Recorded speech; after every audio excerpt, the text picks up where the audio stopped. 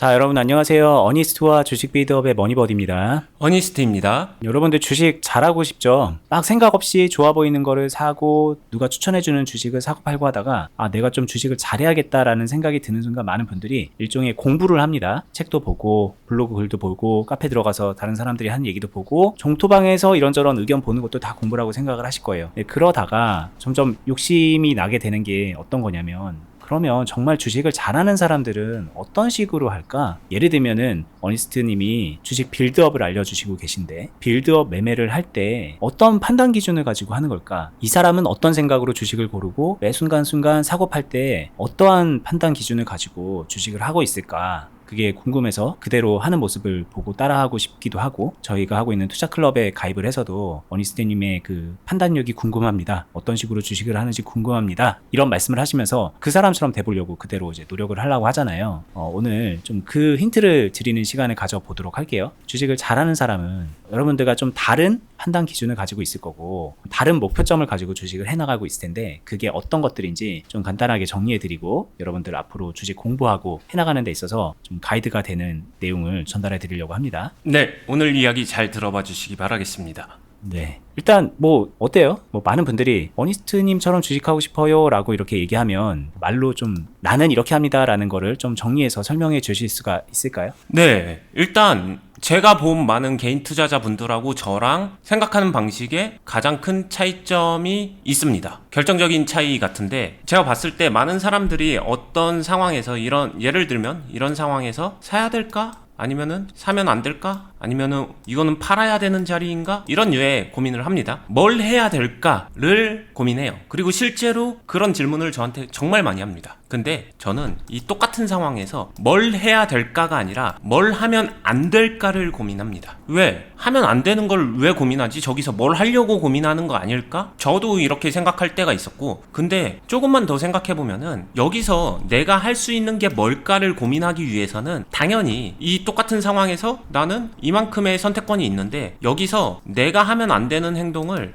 지어나가는 거예요. 저는 이렇게 지어나가서 내가 할 수 있는 게 뭔지를 찾는 거. 이 범위를 좁힌다라고 저는 생각하는데 이 범위를 좁혀서 이 좁혀진 범위 안에서 이 동그라미 안에서 이 안에서 내가 할 수 있는 거를 정확하게 추리고 그 안에서는 적게는 1개, 많게는 3, 4개 이 정도까지 좁혀놓고서 그 안에서 선택을 하는 거예요. 결국에는 명확한 정답은 사실 없어요. 주식 투자에. 예를 들면은 4개를 선택할 수 있었다라고 하게 되면은 이 중에 하나를 선택하는 건데 이렇게 다 추리고 났더니 나 매수해도 되네? 그럼 매수를 얼마나 할 건데로 가게 되면은 나 매수 20% 해도 돼. 또는 50% 해도 돼. 그럼 20%에서 50% 사이에서 선택을 하는 거죠. 요 정도 선택을 하는 거고 여기서 이제 선택은 또 디테일하게 비중으로 가면 20, 30, 40, 50 이렇게 선택권이 넓어지잖아요. 그건 그냥 상황에 맞춰서 그 상황에서 가장 적당함을 찾아가려고 노력하는 거죠. 좀 이해를 위해서 이런 질문을 할 수 있을 것 같은데 예를 들면은 지금 현재 이 상황 있잖아요.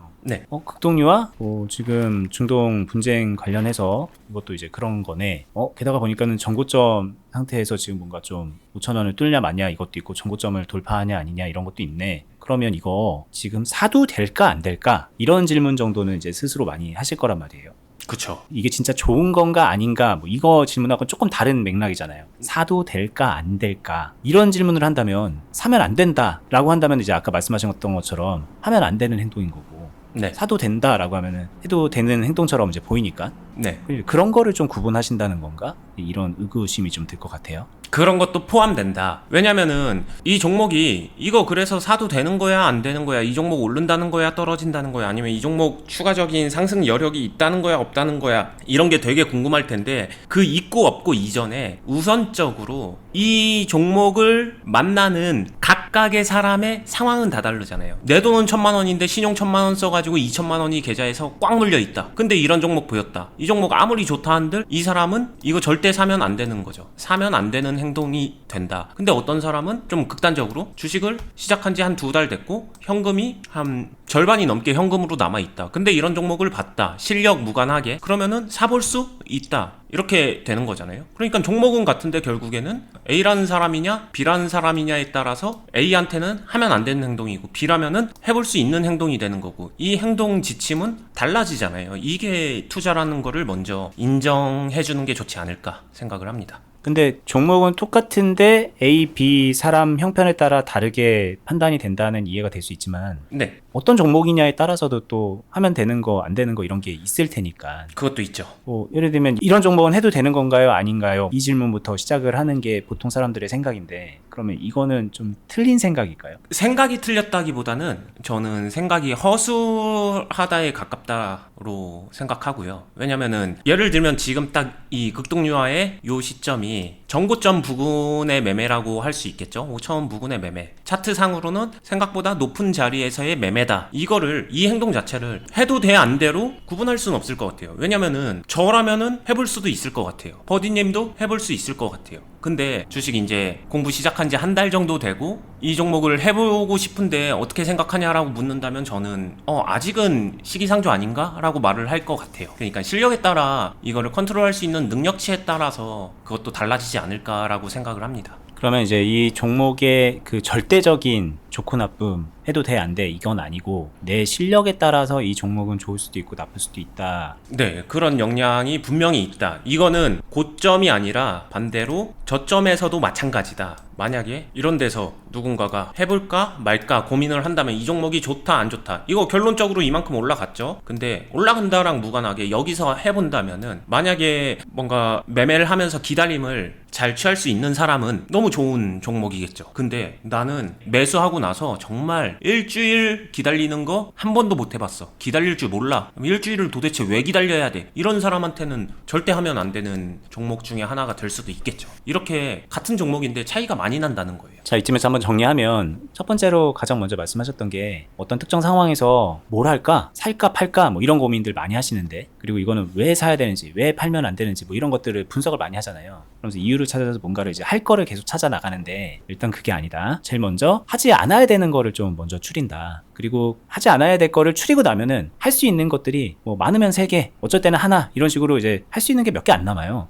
그 할 수 있는 거 몇 개 아닌 거 중에서 좀 최선이라고 생각되는 것들을 선택해 나가는 거라고 보면 될 것 같거든요. 근데 이제 그 과정에서 많은 궁금증들이 드는 게 이제 아까 제가 추가적으로 질문했던 그런 부분들일 텐데 이런 것까지 좀 염두에 두시면 좋을 것 같고요. 그러면 이제 또 궁금하잖아요. 하지 않아야 되는 건 뭐야? 여기로 또 이제 질문이 이어갈 수밖에 없네요. 그쵸. 제가 생각할 때 하지 않아야 되는 거에 중요한 기준점은 저는 능동적인 수익을 만들어 감에 위배되는 행동들. 좀 말이 추상적이긴 하죠. 그러니까 나한테 선택권을 잃게 만드는 거. 그냥 결국에는 올라떨어져로 심판받게 만드는 상황으로 몰고 가는 것들. 이런 거의 대부분의 행동들을 저는 하지 않아야 되는 행동이라고 기준을 잡고 있습니다. 하면 안 되는 것들을 먼저 쳐낸 다음에 내가 할 수 있는 것들을 추려낸 다음에 선택을 하는 게 주식인데 네. 근데 내가 뭔가를 해가지고 할 수 있는 게 없어지면 네. 기껏 해봐야 그냥 손절 뭐 이런 거 정도밖에 안 남게 되면은 그거는 좀 잘못된 거니까 그쵸. 그런 쪽으로 몰아가는 거는 피한다. 내가 할 수 있는 거를 계속 남겨둘 수 있는 선택지로 가야 된다. 맞아요. 이게 처음에는 그 길이 잘 안 보이는데 경험이 쌓이고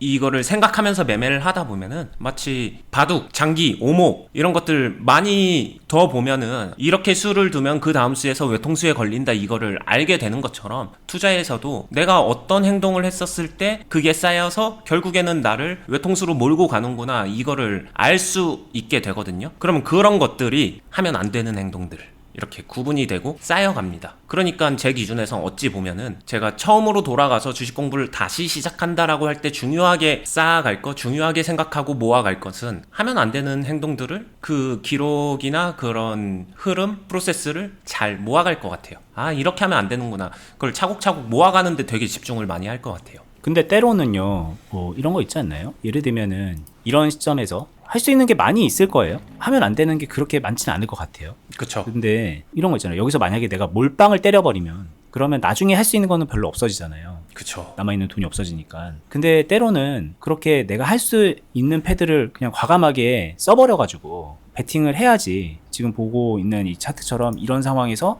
크게 수익을 낼 수 있는 것도 주식이니까 계속 내가 할 수 있는 선택지를 계속 남겨두는 것도 좋지만 어느 순간에는 내가 좀 반대되는 행동을 해야 되는 것도 필요할 것 같거든요. 필요해요. 그러니까 결국엔 지금까지 얘기 들은 거는 좀 되게 기초적인 얘기를 들은 것 같고, 그 이후에 진짜 어니스트님처럼 하려면, 주식을 진짜 잘 하려면 그 얘기랑 좀 다른 노하우도 필요할 것 같다는 생각도 들긴 하거든요.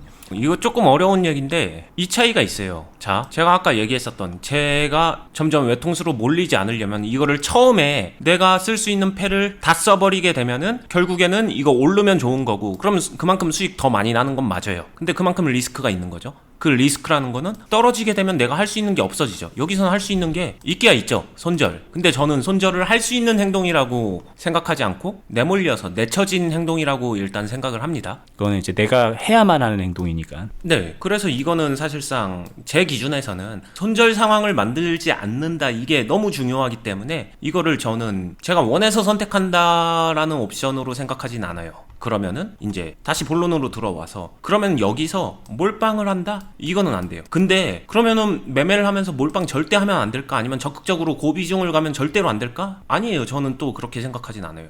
처음이 아니라 이 똑같은 흐름 안에서 이 중간을 지나갈 때는 그렇게 만들 수 있는 상황이 반드시 옵니다. 내 선택권을 유지하면서도 이 가운데. 왜냐면은 여기서 매수를 잘 해놨다라고 하게 되면은 요 구간을 지나갈 때 평가 수익으로 플러스 몇 프로, 땡땡 프로 이렇게 하면서 나한테 이미 유리함이 생기거든요. 그럼 여기서 비중을 높여도 여전히 나는 플러스로 가지고 있어요. 물론 플러스에 여기서 플러스 10%였으면은 뭐 3%로 줄어들 수는 있겠죠. 근데 어차피 수익권이잖아요. 어차피 수익권에선 내가 어떤 선택을 해도 그게 나쁜 선택이 될 확률은 매우 낮아지거든요. 그런 상황을 이용하는 거죠. 그러니까 유리할 때 더 적극적으로 하는 거고, 불리할 때는 좀 적극적으로 하지 않는다. 그런 베팅을 할 때도 그냥 상황이 좋아 보이니까, 이 주식이 좋아 보이니까 이런 게 아니라 내 상황이 유리할 때 한다라는 거죠. 내가 그걸 할 수 있을 때. 그리고 이 말은 결국에는 내가 그런 행동을 할 수 있게끔 계속해서 내 포지션을 유리하게 만들어 가야 되는 게 앞서서 필요한 거고, 그쵸. 그러기 위해서는, 그걸 잘 만들기 위해서는 당연하지만 또 순환 논리 같지만 하지 말아야 될 것들을 잘 쳐내면서 할 수 있는 것들 안에서 최선의 선택지를 계속 이어가는 게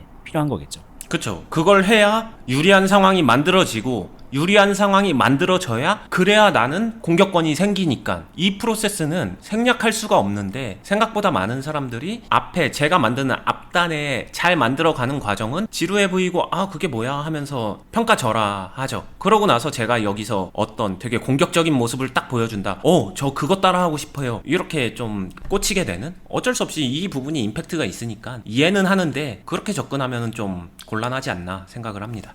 이 말이 참 되게 어렵게 들릴 수밖에 없는 게, 좀 답이 없잖아요. 우리들은 이제 그런 게 궁금한데, 어떤 주식이 좋아요? 어니스트님은 어떤 상황일 때가 좋아요? 뭐 이런 것들을 좀 물어봐서 그걸 좀 따라하고 싶은 그런 것도 있는 거거든요. 아, 그쵸. 근데 이게 이제 뭐 무한한 가능성을 열어둔 것처럼 들려버리는 거죠. 네. 뭘 해도 된다, 뭘 해도 안 된다, 뭐 이런 느낌처럼 들리니까. 이게 그래서 저는 투자를 시험 공부를 하는 것보다는 운동이나 음악이나 막 이런 좀 예체능에 가깝지 않나? 이런 생각을 하긴 해요. 왜냐면 백지에서 무한한 가능성을 두고 그 안에서 구체적으로 내가 뭔가를 이행하는 거고, 그 결과물을 가지고 잘하거나 못하거나 심판을 받게 되는 영역이라서 어렵죠. 예체능은 어렵습니다. 근데 예체능에 비유를 하셨으니까, 예를 들면은 골프나 테니스 같은 그런 네. 체육을 생각을 해보면 골프 스윙 폼이 모두가 다 똑같을 수는 없잖아요. 그쵸. 각자 뭐 체형이라던가 가진 능력, 힘 이런 거에 따라서 조금씩 다 다르고, 그게 이제 최적화가 다르게 될 텐데, 근데 그렇다 한들 좀 되게 스탠다드한 그런 건 있잖아요. 타이거 우즈의 스윙이 완벽해 뭐 이런 것처럼 네. 좀 되게 스탠다드함이 있을 텐데, 근데 그런 거를 좀 알려주시면 안 될까? 이런 생각이 들기도 하는 거예요. 스탠다드함이 투자에서는 조금 저는 너무 그 오차 범위가 크다 이렇게 생각을 하는 것 같아요. 커질 수밖에 없다. 골프나 그냥 다른 운동보다도 더더욱.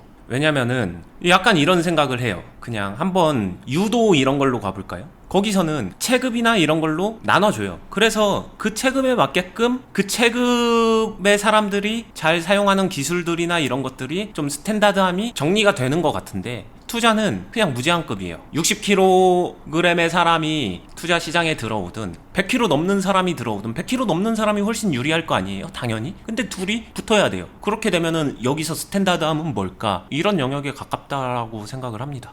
골프, 테니스도 예를 들면은 이제 타이거 우즈 뭐 이런 거 얘기를 했는데 네. 로저 페더러 이런 얘기를 하고 있는데 본인은 초등학생이야. 그쵸. 4살짜리의 체격이야. 뭐 이러면은 이제 그 스탠다드함이 무슨 의미가 있겠냐는 거죠. 네. 이게 실제로 그러니까 이제 주식이 다 성인이 돼서 경제 생활을 하는 와중에 시작을 해서 그냥 다들 뭔가 좀 동등한 상태에서 시작을 하는 걸로 생각을 하지만 각자가 이제 그동안에 겪어왔던 그 경제 생활을 어떻게 했는지에 대한 그 편차도 굉장히 차이가 많이 나고 그리고 뭐 수입이라던가 가진 돈이라던가 앞으로 미래를 어떻게 대비해야 되는지 뭐 여러 가지 환경적인 부분에 있어서도 되게 차이가 많거든요. 스포츠에서 초등학생과 프로 선수 이걸 비교하는 거랑 그렇게 다르지 않은 여건에 있는 것 같아요. 우리가 모두 성인이긴 하지만 그쵸. 네, 그런 부분이 분명히 너무 극명하게 다르기 때문에 자기에게 맞는 거를 좀 찾을 필요가 있고 그리고 사실 이런 얘기 하기에 앞서서 기본적인 체격은 키워야죠. 기본적인 그런 멘탈도 키워야 되고 기본적인 능력치도 키워야 되는데 그런 부분이 이제 책으로 보는 게 아니라 이런 매매를 하면서 키워야 되는 그런 부분들이 분명히 있기 때문에 매매의 기본기 뭐 이런 부분을 좀 먼저 해야 되는 필요가 있는데 오늘 얘기가 또 그거랑 좀 맞닿아 있는 것 같기도 해요. 하지 말아야 할 행동을 피하면서 해야 될 것들을 좀 선택하는 연습을 하는 것 자체가 어떻게 보면 좀 기초 체력을 기르는 거 아닌가 뭐 그런 생각도 드네요. 너무 중요하고요. 저는 진짜로 그런 생각을 합니다. 내가 초등학생이면 타이거 우즈가 있는 시합장에 안 들어간다. 내가 초등학생이면 타이슨하고 안 붙는다. 이거 진짜 중요하지 않을까요? 나는 일단 피지컬 키우고 자신감도 키우고 연습을 먼저 해야 되는데 그들이 있는 곳으로 가서 속된 말로 저 터지면은 자신감만 잃고 아무것도 안 되잖아요. 그리고 주식 투자는 운동하고 또 다르게 내 돈에 직결되어 있잖아요. 돈이 직결됐다는 거는 또 인생도 걸려 있는 거거든요. 가족이 걸려 있고 어렵잖아요. 돈 잃고 기분 좋을 순 없기 때문에 안 잃는 방향으로 가는 게 그래야 차분하게 그리고 꾸준하게 성장이 되지 않나. 이건 너무 중요한 거라고 생각을 합니다. 네. 자, 일단 오늘 얘기 여기서 좀 정리해 보겠습니다. 여러 가지 할 얘기가 되게 많은데, 근데 이제 초보자분들이 저 어니스트님처럼 하려면 어떻게 해야 되죠? 나 빌드업 할 건데 어떤 기준을 가지고 매매해야 되죠? 어떻게 보면 막연한 질문들을 많이 하시거든요. 그 막연한 질문을 분석을 했을 때 뭐가 궁금해서 그러는 걸까라고 생각을 해보니까 그 순간순간 어니스트님은 어떤 판단 기준을 가지고 결정을 하시는가요? 이런 질문하고 맞닿아 있는 것 같기도 해서 오늘 저희가 이런 얘기를 해봤고요. 조금 생각했던 바랑 다른 분들은 오늘 얘기 그만큼 참고됐으면 합니다. 그리고 저희는 지금 이렇게 보고 계신 유튜브 말고 실전 투자하면서 여러분들 알려드리고 연습시켜드리고 훈련해드리고 그리고 동시에 실전 투자니까 그 안에서 수익 만들어내는 것도 도움 드리면서 그렇게 투자클럽을 운영하고 있거든요. 저희 영상 하단 부분에 댓글란이랑 영상 설명란에 어떻게 가입할 수 있는지 공지사항 링크 걸어놓고 있으니까 그렇게 확인해 보시고요. 저희 다른 영상도 꾸준히 시청하시면서 여러분들 간접 경험 쌓아갔으면 좋겠습니다. 저희는 다음에 더 유익한 영상으로 찾아뵐게요. 끝까지 보시느라 수고 많았습니다. 감사합니다. 감사합니다.